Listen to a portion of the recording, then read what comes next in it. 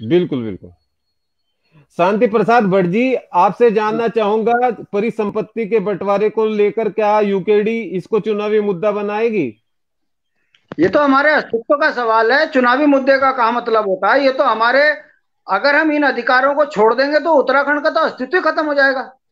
लेकिन इससे भाजपा पहले 20 सालों में आपने कभी इस तरीके की परिसंपत्ति के बंटवारे को लेकर मुखर हुए कभी सरकारों के जेल गए सामने? भाई, अच्छा। जयवीर भाई जेल गए हैं, जेल जेल गए परिसंपत्ति हैं। के बंटवारे। लाठी, हाँ, अच्छा। लाठी डंडे, धरना प्रदर्शन जो लोकतंत्र में होता है वो सारे काम हमने किए हैं। मैं आपको बताना चाहता हूं आपके माध्यम से, हिमालय दर्पण के दर्शकों को एक जानकारी बता दूं कि जो बड़ी महत्वपूर्ण जानकारी है, कि कैसे जी। राष्ट्रीय पार्टियां समयबद्ध अपनी परिस्थितियों को बदलते हैं और उत्तराखंड को लूटते हैं। देखिए, जब 9 नवंबर 2000 को राज्य बना था तो हमने कहा था कि आज ये उत्तराखंड का काला दिवस है। हमने मुख्यमंत्री के शपथ ग्रहण के तुरंत बाद मंच पे आग लगाकर एक संदेश दिया कि ये पंगु राज्य उत्तराखंड का बना दिया है और मुख्यमंत्री बाहर का बनाकर हमारे साथ धोखा किया गया है। तब यही भाजपा भाजपा के जो नाराज उस समय के कैबिनेट मंत्री थे इनके, उन्होंने ये कहा कि ये मैदान का व्यक्ति मुख्यमंत्री बना दिया।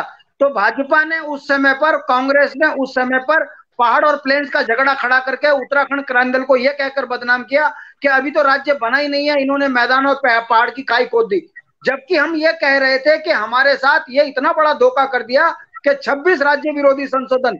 मैं ये बात आपके सामने इसलिए कह रहा हूं कि कितने बड़े राजनीतिक बेईमान लोग हैं। उसके बाद हम्म।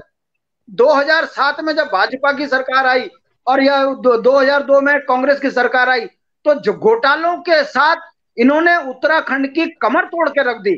उस समय पर मुद्दे क्या बदल गए? जहां हम उत्तराखंड के स्थानीय मुद्दों पर बात कर रहे थे, जहां हम उत्तराखंड की परिसंपत्तियों को का बंटवारे की बात कर रहे थे, तो उस समय पे कांग्रेस के 56 घोटालों ने उत्तराखंड के राजनीतिक सिनेरियो को बदल दिया। अखबारों की फ्रंट खबर बनी कि पटवारी भर्ती घोटाला, दवाई घोटाला, सांड घोटाला। उसके बाद भारतीय जनता पार्टी आई ये कहकर कि हम कांग्रेस के घोटालों को जो है छोड़ेंगे नहीं और राजधानी गारसेन हम बनाएंगे। ये दीक्षित आयोग बनाकर इन्होंने राजधानी को विवादित बना दिया। और जब हम राजधानी के लिए और घोटालों पे कार्रवाई करने की बात करने लगे, तो ये भारतीय जनता पार्टी फिर कहने लगी, अब बताओ, पहाड़ के इतने दूर में अगर हम राजधानी बना देंगे तो फिर वहां पर विकास के लिए पैसा चाहिए। फिर मैदान और गढ़वाल पहाड़ का झगड़ा खड़ा कर दिया। ये वो लोग हैं जो राज्य आंदोलन के दौर में ये कहते थे कि उत्तराखंड बन गया तो राजधानी कहां होगी। यदि हम गढ़वाल में बोलते तो कुमाऊं के नाराज, कुमाऊं में बोलते तो गढ़वाल के नाराज। जब हमने उस समय गैरसैंण 92 में घोषित करी, तब इनकी ये बैकफुट पर आए। और इन्होंने कितनी राजनीतिक बेईमानी करी है। आज 2022 में परिसंपत्ति का झगड़ा होगा, बहुत बड़ा झगड़ा होगा, मगर उससे पहले ये क्या करने जा रहे हैं आप देखिए। इनकी राजनीतिक बेईमानी, इन्हें उत्तराखंड का मतलब नहीं है। ये सत्ता के लुटेरे, कांग्रेस भाजपा राजनीतिक आकंठ बेईमान अब ये क्या करने जा रहे हैं? बिजनौर को उत्तराखंड में मिलाएंगे, सहारनपुर को उत्तराखंड में मिलाएंगे। मुद्दे कैसे बदलते हैं? हम कह रहे हैं कि मूल निवासियों के अधिकारों को छीना जा रहा है, मगर 22 में मुद्दा क्या बना देंगे कि देखो, पहाड़ी जो है नहीं चाहते कि सहारनपुर यहां मिले, पहाड़ी नहीं चाहते भाई बिजनौर यहां मिले, और देखो ये तो विकास विरोधी है। और ऐसे में जनता को बरगलाकर ये 22 का चुनाव को फिर पोलराइज करके और उत्तराखंड को लूटने की बात करेंगे। फिर दिल्ली से एक आएगा, वो कहेगा भाइयों बहनों, अब आपको मैं सस्ता पता नहीं क्या दे दूंगा, पूरा अस्तित्व मिटा के चले जाएंगे। तो ये 20 साल की राजनीति में हर चुनाव में मुद्दे बदलने में कांग्रेस भाजपा माहिर है। अखबार इनके हैं, चैनल इनके हैं, और इन्होंने हमेशा चुनाव को पहाड़ और प्लेन्स के खाई खोदकर बना लड़ने का काम किया है। और उसका परिणाम यह हुआ है कि मैदानी क्षेत्र का वो व्यक्ति जो कभी हमारे साथ आंदोलन में खड़ा था, कभी अपने अस्तित्व के लिए उत्तराखंड क्रांति दल के साथ एक से एक बढ़कर एक नारे लगाता था, आज वो राजनीतिक आकंठ बेईमानी में भाजपा कांग्रेस के जाल में फंस रहा है। कोई भाजपा में है, कोई कांग्रेस में है। मगर जब हम कहते हैं कि सहारनपुर का विरोध होना चाहिए, तो मैं देख रहा हूं कि हरिद्वार वाले चुप हैं, उधम सिंह नगर वाले चुप हैं, क्योंकि उन्हें पता है कि जितना पहाड़ी कमजोर होगा उतना इनके ऊपर सत्ता पे राज किया जाएगा। अब मदन कौशिक जैसे लोगों को मुख्यमंत्री बनना होगा तो भैया वो तो चाहेंगे, वो तो चाहेंगे कि सहारनपुर यहां मिल जाए। मगर जिस राज्य के लिए स्थानीयों ने झगड़े करे, जान दी, शहादतें दी, अपमान झेला, जेल गए, उनके मूल सिद्धांतों का राज्य कब बनेगा? इस पर बात करने को ना तो भाजपा तैयार है, ना कांग्रेस तैयार है, और ना केंद्र में बैठे मोदी जी, जिन्होंने ये कहा था कि मेरे नाम पर वोट दीजिए, मैं उत्तराखंड के तमाम समस्याओं का समाधान कर दूंगा। मैं पूछना चाहता हूं, स्वच्छता अभियान क्या उत्तराखंड में कामयाब हुआ? गंगा साफ हुई?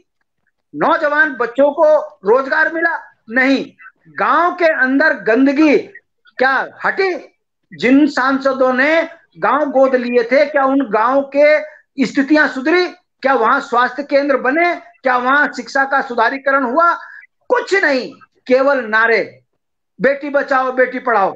मगर बेटी को पढ़ाने के लिए जब हम पूछते हैं तब ये 3000 स्कूल बंद कर देते हैं। जब हम कहते हैं बेटी बचाओ तुम्हारा नारा है, और तुम्हारे ही नेता बेटियों के साथ सरेआम जो है बदतमीजी पे उतर आए हैं, आपके नेता जो है बलात्कार के आरोपों में घिरे हुए हैं। ये भाजपा का असली चेहरा है। ये समयबद्ध जो है मुद्दों को बदलते हैं और उसका परिणाम देखिए। अब परिसीमन का आप जो ये मुद्दा है, आप बताइए, अनवोदित राज्य के अंदर अगर हमारे पैसों को देने में अगर ये इनको दिक्कत आ रही है, हमारी संपत्ति को छोड़ने में इनको दिक्कत आ रही है, तो बताइए कल कभी यूकेडी की गवर्नमेंट आएगी तो वो रोकेगी नहीं पानी? फिर ये कहेंगे कि उत्तराखंड के लोगों ने जो है हमारा पानी रोक दिया। फिर क्या हम उत्तर प्रदेश के लोगों को उत्तराखंड से खदेड़ेंगे? नहीं। जिन्होंने उत्तराखंड राज्य आंदोलन के दौर में एक नारा दिया था कि हिंदू मुस्लिम सिख ईसाई उत्तराखंड के 4 सिपाही, हम एकता के साथ आंदोलन करके इतने बड़े राज्य को ले गए, अलगाववाद होने नहीं दिया। उसके बावजूद हमारे अधिकारों को अगर छीनते रहोगे तो क्या चाहते हो कि शांतवादियों में अलगाववाद हो? उत्तराखंड के अंदर अपने अधिकारों के लिए आर पार की लड़ाई लड़े? ये चाहते हैं? ये चाहते हैं कि हिमालयी बेल्ट के अंदर अलगाववाद की भाषा बनती रहे और हम इनको ये कहें कि ये अलगाववादी है और इसके बाद इनके ऊपर लूट करें। चाहे आप शांत प्रदेशों के अंदर जितनी भी समस्याएं खड़ी है वो राष्ट्रीय पार्टियों की गलत नीतियों के कारण हुई है, और ये उसी का परिणाम है कि आज पहाड़ी अपने राज्य में मूल निवासियों को ना तो रोजगार दे पा रहा है, ना स्वरोजगार दे पा रहा है, ना उनकी संपत्ति बचा पा रहा है, ना वो अपने उत्तराखंड के किसी भी मुद्दे बुनियादी सवाल पर विकास से गांव को जोड़ पा रहा है। जब सब काम से आप फेल है तो फिर भाजपा किस काम की पार्टी, फिर कांग्रेस किस काम की पार्टी? और अगर हम बोलते हैं तो ये हमारी बात को दबा देते हैं मीडिया के माध्यम से, अखबार के माध्यम से। वो तो धन्य हो सोशल मीडिया है, वो तो धन्य हो कि आप जैसे अखबार, आप जैसे पोर्टल हैं जो आज राष्ट्रीय पार्टियों को वो राजनीतिक रूप से नंगा करने पे लगे हो। अगर ये पोर्टल नहीं होते तो अखबारों में ऐड आ रहे हैं, बताइए हमने -% नौकरियां दे दी।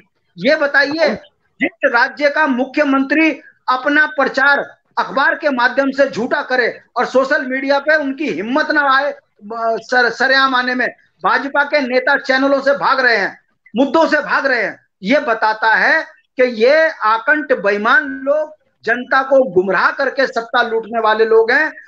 जब ट्रिपल इंजन की सरकार में पहाड़ियों के साथ न्याय नहीं हो रहा तो मुझे लगता नहीं है कि राष्ट्र केंद्र में बैठी सरकार हमारे साथ न्याय करेगी, उत्तर प्रदेश की सरकार हमारे साथ न्याय करेगी। न्याय लेने के लिए हमको आगे आना पड़ेगा और हमको सारे तरीके आते हैं।